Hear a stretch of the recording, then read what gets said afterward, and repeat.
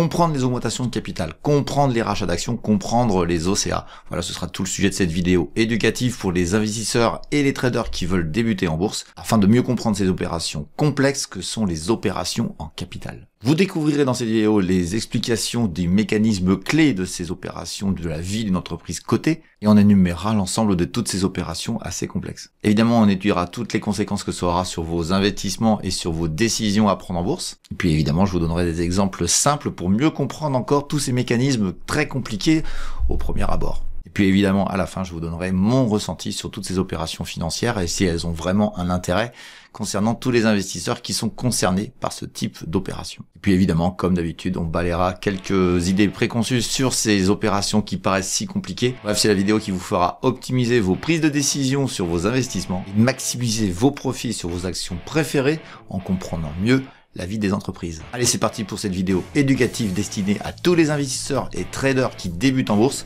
Et c'est juste après le générique.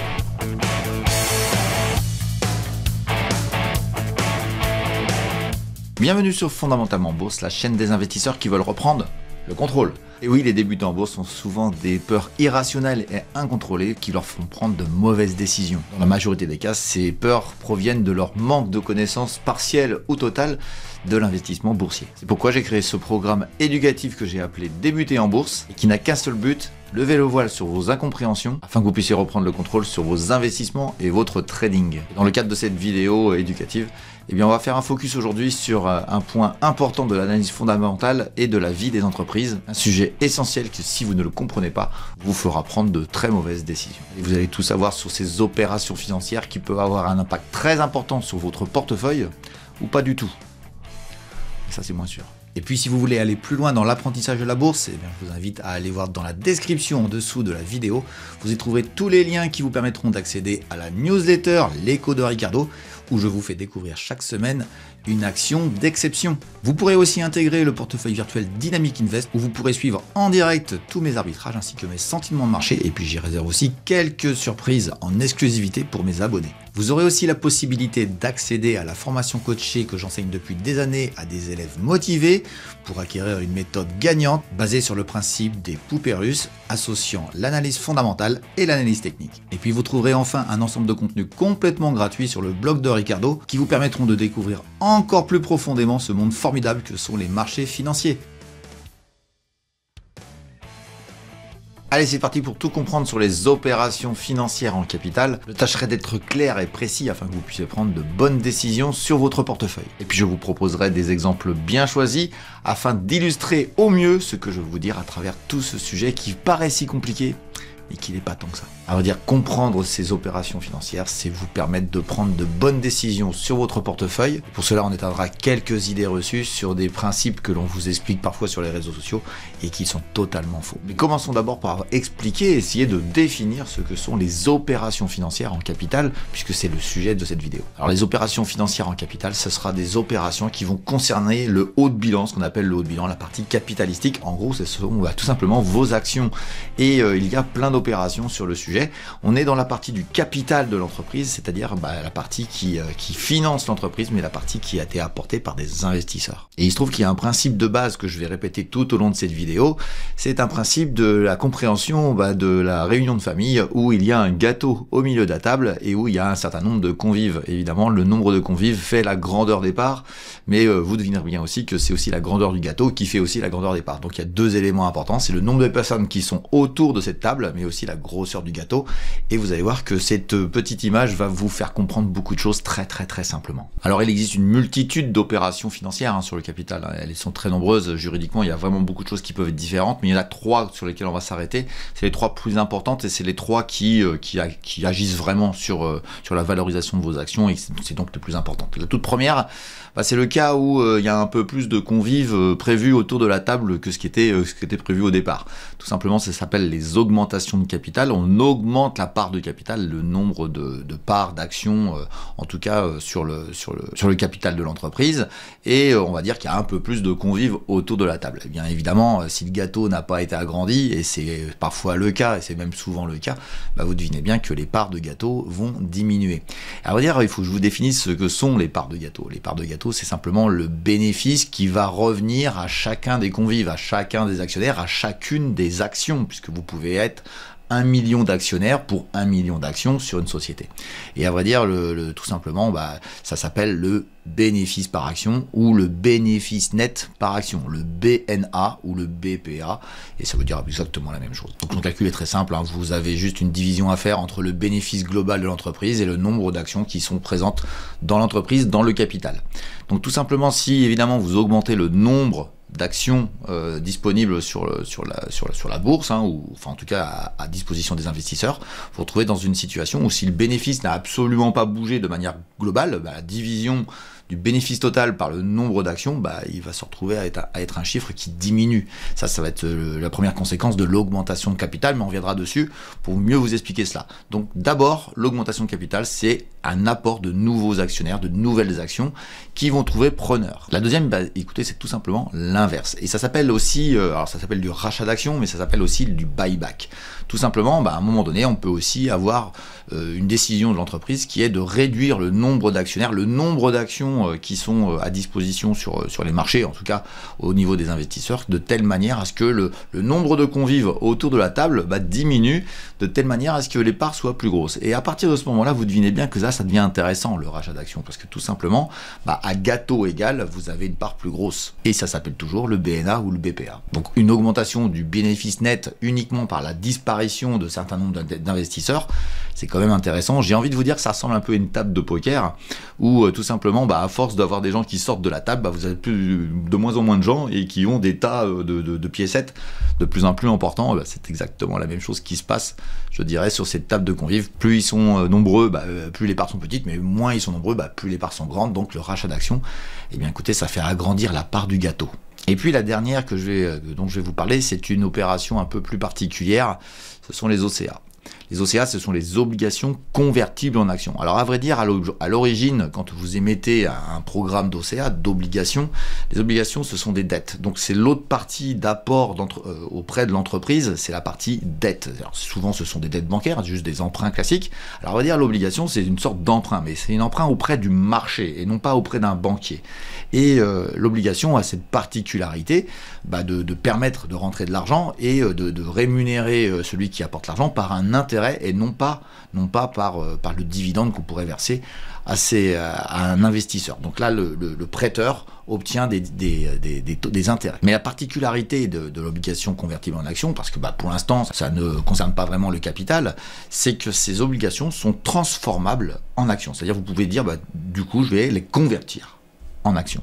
Et à partir de ce moment-là, bah, ça fait exactement la même chose qu'une augmentation de capital, sauf que cette augmentation de capital, elle est beaucoup plus insidieuse, je dirais même vicelarde, de telle manière à ce que bah, les gens, quand ils rentrent dans cet objet-là, il va y avoir des gros soucis, des très très gros soucis, parce que c'est un petit peu comme si des gens rentraient dans la salle à manger, mais qui sont pas de la famille, quoi, tout simplement, et qui rentrent de manière régulière et continuelle. Et là, ça fait que les parts de gâteau diminuent, et puis ils sont un petit peu voleurs sur les bords. C'est un peu comme les pies ou les merles pour les oiseaux. Vous ne vivrez bien que s'il y a un gâteau, parce que parfois il n'y en a pas du tout, s'il y a un gâteau à se partager, bah, les parts deviendront extrêmement petites à se partager entre chaque personne. Je dirais même que parfois on arrive jusqu'à avoir quelques petites miettes chacun, voire des miettes microscopiques. Donc voilà les trois types sur lesquels on va s'attarder rapidement. Hein. Donc l'augmentation de capital, plus de convives autour de la table, la réduction du capital, c'est-à-dire le rachat d'actions, ou le buyback, qui lui est une diminution du nombre de convives autour de la table, et puis bah, les obligations convertibles, c'est un peu les piques-assiettes qui arrivent par derrière et qui vont évidemment avoir des impacts énormes sur vos actions et sur vos investissements. Mais à vrai dire, pour mieux comprendre, voire tout comprendre sur ces opérations en capital, il faut savoir l'origine, pourquoi à un moment donné, une entreprise veut augmenter le capital, le diminuer ou faire un recours aux OCA. On va dire le seul mot magique qui correspond à la situation, c'est la trésorerie. La trésorerie est celle qui mène ces opérations en capital à chaque fois, puisque je dirais que dans un cas où on fait une augmentation de capital, c'est que on a un besoin d'argent que la trésorerie ne sait pas proposer pour une opération d'investissement, de choses diverses et variées. À partir de ce moment-là, l'augmentation de capital, alors je parle en numéraire, hein, le numéraire c'est en argent frais, on va dire, hein, très simplement, parce qu'il y a des apports en capitaux sur d'autres typologies d'actifs, hein, notamment une usine ou alors un rachat d'une société, et là il y a des choses qui se passent un petit peu différemment, mais on va dire juste une augmentation de capital parce que j'ai besoin d'argent frais. L'argent frais, à vrai dire, c'est simplement parce qu'il n'y a plus d'argent dans la caisse. S'il n'y a pas d'argent dans la caisse, vous devinez bien que l'augmentation de capital, elle est due en gros, pour être simpliste, à un problème de rentabilité. Parce que, de toute façon, une entreprise qui n'a pas d'argent en caisse, c'est globalement une entreprise qui a du mal à équilibrer ses entrées et ses sorties. Très souvent, c'est dû à un déséquilibre basé sur la partie bénéficiaire. C'est-à-dire qu'il n'y a pas assez de bénéfices par rapport à son activité et surtout par rapport aux besoins qu'elle a pour son activité au quotidien ou pour un investissement qui est absolument vital. À partir de ce moment-là, elle relance une demande auprès des investisseurs pour qu'ils amènent de l'argent supplémentaire. C'est aussi dans le cas où vous avez des entreprises qui sont pas mûres, qui n'ont pas encore créé des bénéfices. Et là, vous commencez à voir vers quoi je vous emmène, vers des sociétés qui n'ont toujours pas créé de chiffre d'affaires, des sociétés qui n'ont toujours pas trouvé de clients. Et à partir de ce moment-là, quels que soient les mots que je viens de vous utiliser, pas de clients, pas de chiffre d'affaires, pas de rentrée d'argent, c'est du don associatif. Tout simplement, on va dire ça comme ça. À partir de ce moment-là, vous comprenez que l'augmentation de capital, c'est souvent plus de convives autour d'une table, mais des convives qui ont déjà un gâteau qui est pas très gros, quoi. Donc après, on va vous vendre, et là, c'est toute la magie du marketing, du service marketing de l'entreprise, de vous expliquer que cette augmentation de capital a pour objectif des projets extraordinaires, magnifiques, avec des retours sur investissement qui seront très rapides, etc. Mais ça, c'est que de la supposition. La première chose qui apparaît, c'est que tout simplement, il y a plus de convives autour de la table pour un gâteau qui visiblement est pas très gros et qui a pas l'air de vouloir grandir. Parce que grandir, ça peut être une solution, mais généralement, on grandit déjà juste par le gâteau qu'il y a et qui s'auto-alimente en lui-même. Et à vrai dire, dans ce cas-là, c'est pas vraiment le cas. Donc on peut avoir des réactions, je dirais, épidermiques sur le marché des actions. Hein. Ça peut être très intéressant de voir des mouvements, mais ça concerne que les traders. Moi, je vois beaucoup de gens faire des commentaires sur ces augmentations de capital. Ouais, non, mais moi, je suis acheteur, je vais apporter à cet appel à des capitaux, parce que quand vous êtes actionnaire, vous avez un droit prioritaire. Oui, ok, d'accord. Enfin, bon, ça reste quand même de l'argent qu'on vous sollicite, alors que l'argent qui avait été donné avant, il n'a pas permis de créer l'étape suivante de l'entreprise. À partir de ce moment-là, ça devient compliqué de croire que le cours va monter, puisque vous avez plus de gens autour d'un gâteau qui devraient grandir. Écoutez, si vous avez 20% de plus de gens autour de la table et que la promesse est de dire j'augmenterai de 20% le gâteau, c'est une promesse qui vous dit que tu seras à même cours de bourse finalement à la fin, puisque le BNA, le bénéfice net par action, sera à peu près le même dans 5 ans, dans 3 ans, dans 2 ans. À partir de ce moment-là, vous devinez bien que je suis assez sceptique, voire extrêmement négatif sur les sociétés qui font appel à des augmentations de capital. C'est souvent l'objet, dans mon environnement en tout cas, moi il n'y a pas de sociétés qui font des augmentations en capital. Elles n'ont pas besoin de cet argent qui arrive de l'extérieur, elles le créent par elles-mêmes. Je vous laisse voir ce que je veux dire, et à partir de ce moment-là, vous commencez à comprendre un peu mieux les choses. C'est un petit peu comme chez vous, quand vous commencez à faire des emprunts un peu partout et que vous commencez à acheter, je dirais de faire les courses du samedi avec un crédit à la consommation. Ça veut dire que vous n'avez peut-être pas tout à fait les moyens de vous payer le nouveau canapé que vous avez envie d'acheter. On va dire c'est à peu près pareil dans les entreprises. C'est que il y a une distorsion entre ce qui rentre, et est-ce qu'on peut se payer. Et là, vous devinez bien que ça pose un souci. Alors ça peut être parfois intéressant, mais sincèrement, globalement, ne retenez pas des sociétés qui font un recours aux augmentations de capital, et surtout, si c'est récurrent, alors là, c'est à fuir absolument. La deuxième chose que je voudrais dire, c'est à peu près la même chose, sur ces problématiques de trésorerie, c'est le recours aux OCA. Alors le recours aux OCA, les obligations convertibles, vous avez compris, c'est des dettes qui se transforment en actions, ça devient une augmentation de capital un peu cachée. Ce qu'il faut retenir, c'est plutôt la mécanique qu'il y a avant de faire recours aux OCA, aux obligations de convertibles en actions. Parce que après, c'est très nébuleux, c'est extrêmement, c'est fait par, on peut le dire, par des gens qui n'ont aucun scrupule à parfois spoiler évidemment les petits porteurs, parce que vous avez le cas de, si vous suivez la chaîne très régulièrement, vous connaissez l'indice MDR, et la plupart de toutes ces actions sont des actions qui ont des OCA à l'intérieur, et vous voyez le cours de bourse baisser et continuer à baisser avec des nouveaux programmes d'OCA qui font que ça continuera à baisser jusqu'à ce que ça soit des valeurs d'actions qui soient absolument catastrophiques, parce que le BNA devient microscopique. Mais à vrai dire, il n'y a jamais vraiment de BNA sur ça, il n'y a pas de bénéfice, il n'y a jamais eu de bénéfice. On est en train de vous expliquer là aussi des projets extraordinaires. Mais ce que je voulais vous dire sur les OCA, c'est pourquoi on arrive aux OCA. C'est simplement aussi ce problème de trésorerie. Donc vous voyez, tout le temps la trésorerie est la raison. Il n'y a plus de trésorerie et on va aller voir la banque. La banque va dire non, je vous prête pas, je vous fais pas un prêt court terme ou un prêt long terme, je vous fais pas prêt. Donc à partir de ce moment-là, l'entrepreneur va dire écoutez, j'ai besoin d'argent, donc je vais être obligé de faire un appel aux investisseurs. Donc il fait un appel aux investisseurs. Il va voir les banquiers d'affaires qui font un tour de table, qui consultent les investisseurs déjà présents, et ils veulent pas remettre. Ils veulent pas remettre parce que ils savent très bien que le dossier ça va pas être extraordinaire. Mais bon, ça à la limite, on va dire qu'on ne le sait pas. Mais ils veulent pas remettre. Alors du coup, les banquiers d'affaires vont essayer d'émettre une augmentation de capital sur le marché, et elle peut ne pas être souscrite. Il peut y avoir personne. Ils savent très bien que s'il n'y a pas des institutionnels qui rentrent, ils savent très bien que le marché ne pourra pas absorber cette opération. À partir de ce moment-là, ils refusent de faire l'opération, et vous avez un cas assez, je dirais régulier, et qui doit faire mourir l'entreprise. C'est que l'entreprise n'a plus personne qui y croit, ni les investisseurs, ni les banquiers. À partir de ce moment-là, normalement, ça va se terminer par un dépôt de bilan et une liquidation de l'entreprise.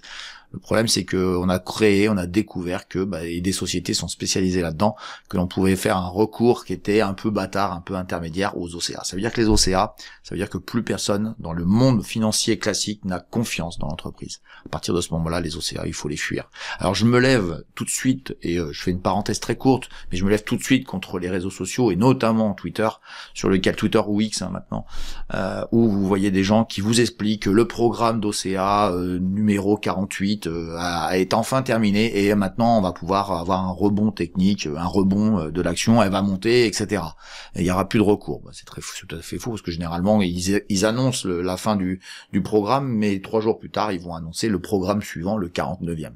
Ça c'est ce qui se passe assez régulièrement, parce que finalement c'est un système complètement qui équivaut à de la cocaïne ou de l'héroïne en piqûre en intraveineuse. C'est continuel, et les gens deviennent complètement dépendants de ces systèmes de financement, et à vrai dire il y a un autosystème qui fait que de toute façon ils en sortiront quasiment pas. Il y a quasiment aucun cas où les gens en sont sortis.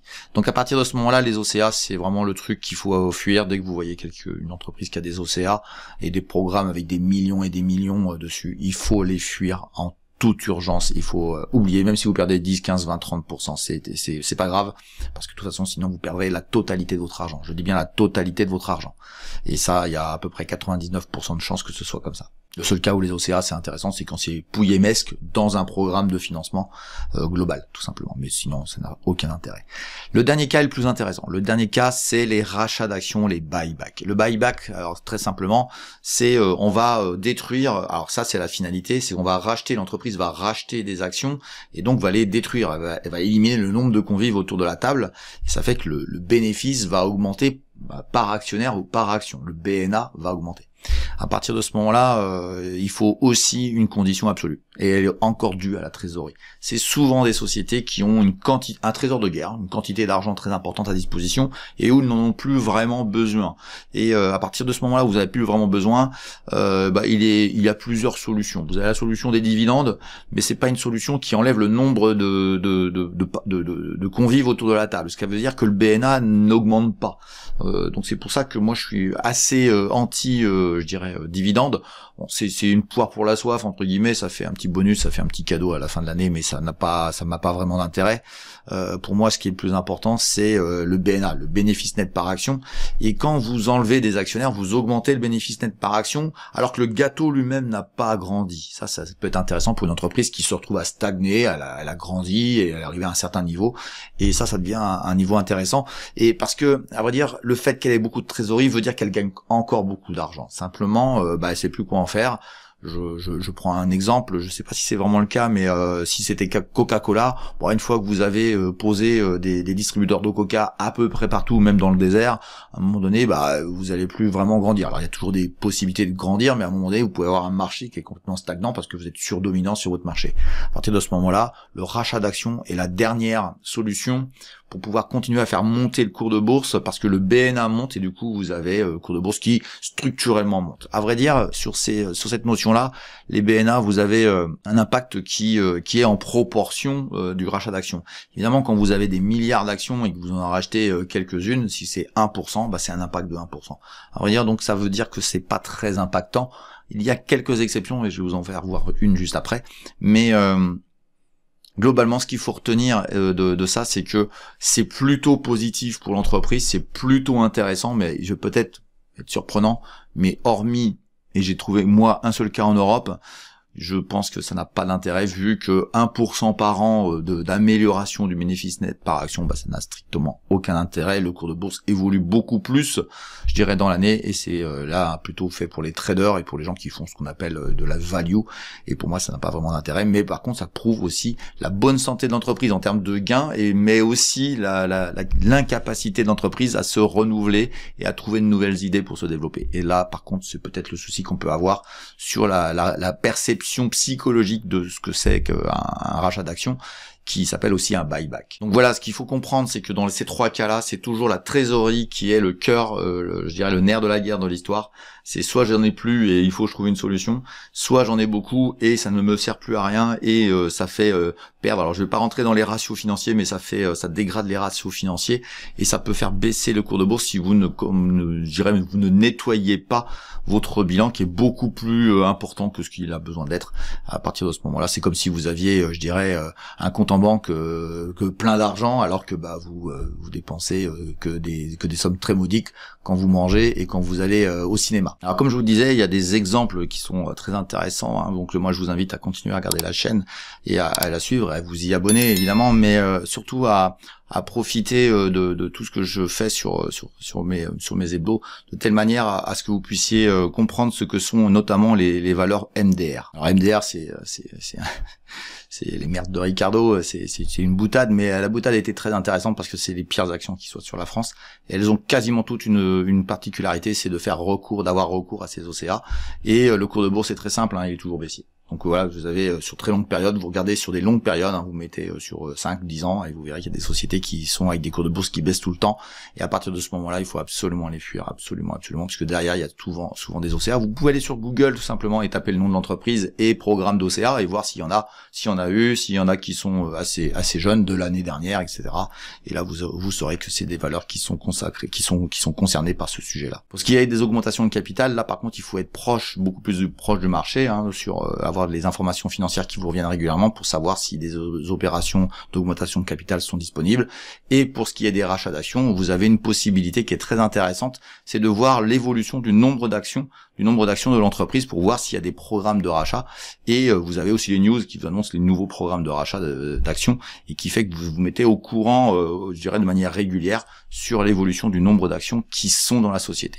Et je vais vous présenter, si vous voulez bien, juste maintenant, une société très particulière, je crois que pas grand monde la connaisse sur le marché français. C'est une valeur allemande et je crois que c'est la valeur qui a fait le rachat d'actions le plus gigantesque qui soit sur la place européenne. Et je vais vous parler tout de suite d'une valeur qui s'appelle Scout24 et qui est cotée à la bourse de Francfort. Alors nous voici dans la fiche sur Zone Bourse, hein, c'est le partenaire de la chaîne, hein, vous irez dans la description de la vidéo, vous verrez des liens qui seront à votre disposition pour pouvoir accéder à ce service qui est payant et qui est le meilleur site d'information boursière.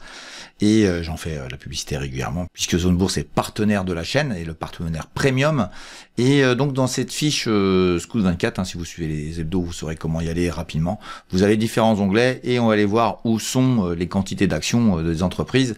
Et vous allez voir que c'est dans l'onglet valorisation ici et vous allez dans ratio de valorisation. Alors pour faire de l'éducatif, je suis revenu vers les chiffres assez anciens, d'il y a une dizaine d'années, de 2015 sur la société Scout24. Et à vrai dire, vous avez pas mal d'éléments qui vous sont donnés à disposition, mais le plus intéressant, c'est celui qui nous est intéressant aujourd'hui, c'est le nombre de titres à disposition dans le capital. C'est-à-dire que ça, c'est le nombre 107 600. Alors c'est des milliers, hein, donc ça veut dire que on est à 107 600 000 actions disponibles sur le capital. Ce n'est pas la disponibilité sur le marché. La quantité qu'on a sur le marché, c'est ce qu'on appelle le flottant, et c'est une partie qui est décidée par le conseil d'administration.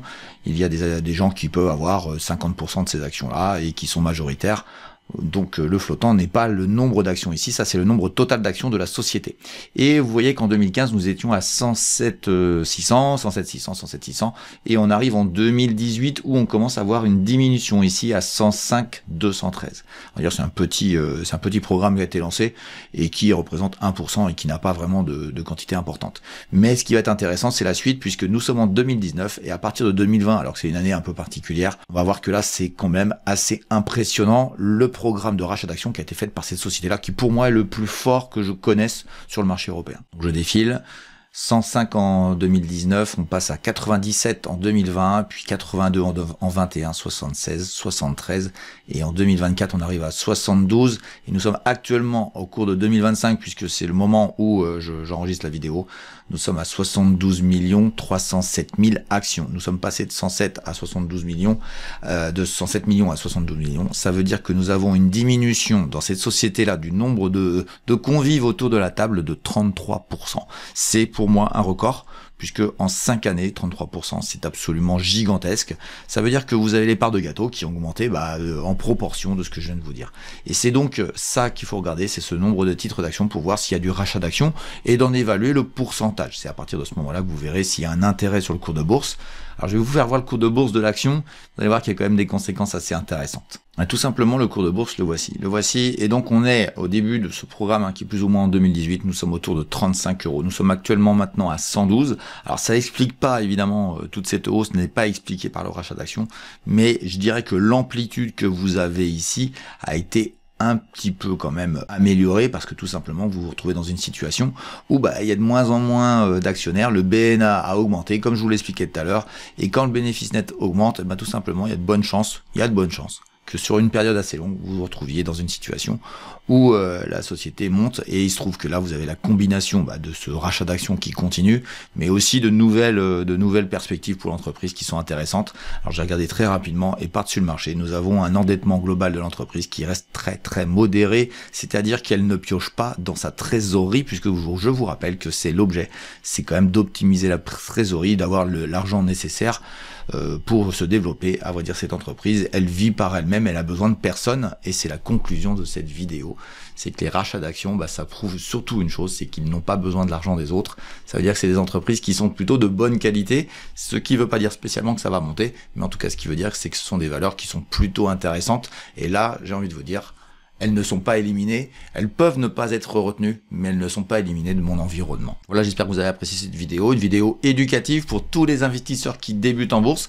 Vous avez tout un programme qui est à votre disposition sur cette chaîne, il s'appelle Débuter en bourse, vous avez une playlist à votre disposition. Puis si vous voulez aller plus loin dans la formation, vous avez à votre disposition dans la description tous les liens qui vous permettent de vous renseigner ou même de vous lancer dans une formation que je propose depuis maintenant plusieurs années. Si vous voulez continuer dans ce programme de formation Débuter en bourse, écoutez, vous pouvez repartir à zéro sur cet onglet ici qui vous fera profiter de toute la playlist Débuter en bourse et de repartir à zéro, et vous pourrez défiler l'ensemble de toutes les vidéos qui sont à disposition dans cette playlist. Et puis sinon vous avez la possibilité de regarder cette vidéo aussi qui vous dit qui je suis, d'où je viens. Ici je suis tout simplement compétent sur les marchés financiers. Voilà, je vous souhaite tous un bon courage et une bonne journée, et je vous dis à bientôt pour une nouvelle vidéo.